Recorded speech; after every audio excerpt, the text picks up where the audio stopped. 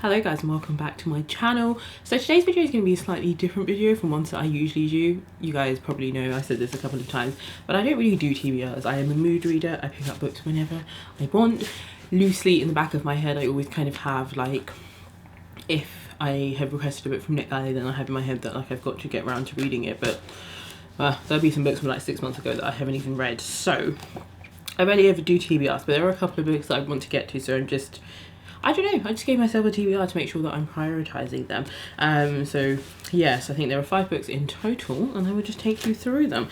The first book I want to read is Shut Up You're Pretty by Théa Montargis. This is a collection of short stories and I believe it follows, it's a fictional book following a protagonist from the ages of 6 until she's 25. I believe all these short stories collections are linked somewhat, but they all I think feature on certain aspects of being a young child, to being a teenager, to being I guess a young adult as well. It says here it's a disarming debut story collection. A young girl looks for happiness inside a packet of cigarettes. A teenager contemplates her Congolese traditions during a family wedding. A young woman decides to shave her head in the waiting room of an abortion clinic, and an adult daughter reconnects with her mother through their shared interest in fish. So yeah, the reason why I have sort of put this on my TBR, something that I need to actively read, is this was actually lent to me, so I just want to make sure I give it back in due course. So, but also I am excited to read this. On the back of the book it also says that this is the first book in the VS Books imprint, a series curated and edited by writer-musician Vivek Shira, featuring works by new and emerging writers who are Indigenous, Black and a person of colour. So I'd actually be interested in checking out that publishing imprint to find out what other books they have also published. I think this was published last year, maybe it could have been published the year before, so I'm not sure, but yes, this is one that's on my TBR that I really want to get to really soon. Another book that I want to read that has been on like my shelf for the longest time, I am pretty sure I bought this like before I moved to Scotland, so at least like about 3 years ago, I'm sure, and I still haven't read it. This is Northwest by Zadie Smith. The reason I wanted to pick this up is because I recently read Open Water, and in Open Water the author has the protagonist talk about this book. I think our protagonist is very much influenced by Zadie Smith and sort of the reading that they do, and also I think our author has probably also been influenced by Zadie Smith, so I really wanted to then pick that up because of that. And then also when I watched Sadie's video, she recently posted a video talking about the Black Lit Challenge for 2021, and I decided I wanted to participate, so I went on the Google Doc to just sort of see the list of books that were there for all the prompts, and honestly it's such a varied challenge. There's so many books on there, like the amount of detail that has gone into that Google Doc is amazing.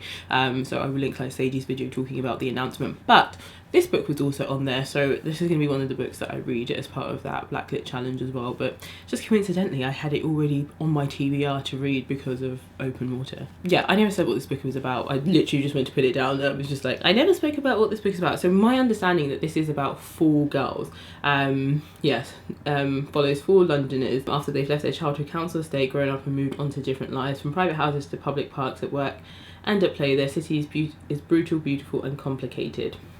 Yet after a chance encounter they find that the choices they've made, the people they once were and are now, can suddenly rapidly unravel. A portrait of modern urban life, Northwest is funny, sad and urgent, as brimming with vitality as the city itself. In theory I should love this book. I really love books centered, like friendship centered around like 4 girls exploring their lives, especially in London because that is my city. I don't know if I will. I've read, I don't know what other Zadie Smith book I've read, but I didn't really enjoy the writing style so much, so I just don't know. I think that's one of the reasons why I have put off reading it for ages, because I just don't know actually that I like Zadie Smith's writing style, so that therefore will I really connect to the stories. But in theory it does cover all the things that I like. Friendship, 4 girls just doing life and just sort of dealing with the things that life throws at them, so we'll see. Another book that I want to read is One More Croissant for the Road by Felicity Cloak. I say croissant, I can't say it in the way that everyone else says it, and it is quite bright in here, so apologies if you can't really see that very well. This is a non-fiction book. I think it's sort of part memoir, part travelogue. There we go. So part food memoir, part travelogue, and this woman basically cycles around all of France and then stops at different places, and I think it's just sort of relating about the food that she's tried there. I think at every single stop that she place that she stops in, she tries a croissant. This just is, again, sounds like my ideal book. At first I actually thought this was a fiction book, because how lovely would it be to like tour a country and just eat in all the places. Like I would love to do that in Italy, so I was like, hell yeah, am I picking this book up. Unfortunately I have read reviews like on Goodreads about this, and the reviews aren't very good. So I think Felicity Cloak, from what I understand, is or was a writer for The Guardian or something. Like she did the... Yes, The Guardian is the author of The Guardian's long-running weekly food column, How to Cook the Perfect.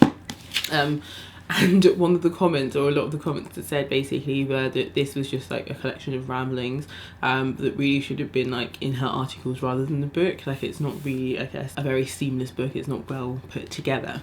But we'll see. But no, I'm really interested in reading this because I would love to do something like this, except not ride my bike, because that doesn't appeal to me. That element doesn't, the food bit does. Another book that I want to read is The Gilded Ones by Namina Fauna. This is, if I believe, is yes, a young adult fantasy, and it is the first in a series. I really want to get to this book because I want to do a video talking about some sort of upcoming releases, so I do want to make sure that I'm like reading this. I'm a bit apprehensive about reading it, and out of like the full books I wanted to talk about in that video that I will be doing, I left this one until last because I recently DNF'd a fantasy book.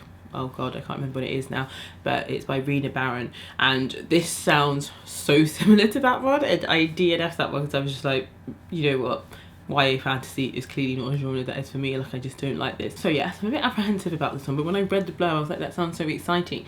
But then I think at that point maybe I had only started the first few chapters of the Rena Barron book, so I wasn't really like in the mind that I was going to DNF it. And then after I requested it, I was reading more of the other book. I was like, I do not enjoy this.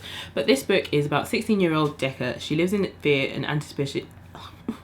She lives in fear and anticipation of the blood ceremony that will determine whether she will become a member of her village. Already different from everyone else because of her unnatural intuition, Decca prays for red blood so she can finally feel like she belongs. The reason why this is so similar to the other Rena Barron book is called Kingdom of Souls, I've just remembered now, is because that's essentially what the character in Kingdom of Souls is also waiting for. There is an event that happens, and sort of like every year she has been waiting for like her blood, and in the Kingdom of Souls book it is her last year, and if she doesn't get it then like she basically just doesn't get magic. So just instantly they both sound exactly the same. But this one goes on to say, but on the day of the ceremony her blood runs gold, the colour of impurity, and Decca knows she will face a consequence worse than death. Then a mysterious woman comes to her with a choice: stay in the village and submit to her fate, or leave to fight for the emperor and an army of girls just like her. They are called Alaki, near immortals with rare gifts, and they are the ones who can stop the empire's greatest threat. Knowing the dangers that lie ahead, yet yearning for acceptance, Decca decides to lead the only life she's ever known. But as she journeys to the capital to train for the biggest battle of her life, she will discover that the great walled cities hold many surprises. Nothing and no one are quite what they seem to be, not even Decca herself. And so in that last aspect it does sound different, because actually I think the bit that drew me in is the fact that actually her choice is to go and sort of become this great warrior, and I thought actually that sounds a bit different. I like the sound of that. I'm going to give it a read. So yeah, I'm really interested to see how I find it. It's got really good ratings on Goodreads, like it's 4.26 at the moment, so it does sound like it could be better than what I've experienced before. But yes, I'm just keeping my fingers crossed. The final book that I'm going to speak about is Haven't They Grown by Sophie Hannah. Now some people may remember when I did a video talking about I can't remember what it's called now, but Sophie Hannah is the author that has been approved by the Agatha Christie estate to write the new Poirot collection. So I read that, hated it, and yeah, so why am I reading this book? Basically, I finished reading The Family Upstairs by Lisa Jewell, and I'd seen just like when I was in supermarkets that you know, I always see Lisa Jewell in supermarkets, so I finished reading it through and I actually quite enjoyed it, so I wanted to read like something else by her, but actually the ones I saw in the supermarkets I was like, I'm very much not interested in that. But I read the back of this when it was in the store and I thought, oh, that sounds really nice, and obviously I saw her name and I was like, I don't really know, but it says this is the multi-million copy international bestseller, and I have heard that actually a lot of people do like her for her own like sort of original stuff, her own thriller stuff that she writes, so I thought I would give it a chance because actually this one did sound good. So it says here, Flora lives near here. We haven't spoken in 12 years. I wonder what she looks like now. All Beth has to do is drive her son to his football match, watch him play, and then drive home. But the knowledge that her former best friend lives nearby is all-consuming. She can't resist. She parks opposite the house and is there when Flora and her children return, except something's not right. 12 years ago, Thomas and Emily were 5 and 3 years old. Today they look exactly the same. They haven't changed at all. How is this possible? Beth knows it isn't, and yet also knows that what she saw and that it was real. And having seen it, how can she forget? So I'm very intrigued to know what the story is there, because I feel like the only thing you can think is, has she like killed off her children and then like replaced them with 3 and 5-year-olds? Does she keep doing this every year? I'm just intrigued at what the actual premise and concept is here. But that is it for this TBR video. So I think these are just the books that I'm going to be reading in the next month to month and a half, I would say. There are still some other books I'm also currently reading, so these will just be books that I get to at some point. But let me know if you have any books that are on your TBR. Let me know if you have read any of these books that I mentioned. Let me know what your thoughts. If you're interested in any of these books, let's just chat in the comments. Thank you guys so much for watching this video, and I'll catch you in another one. Bye.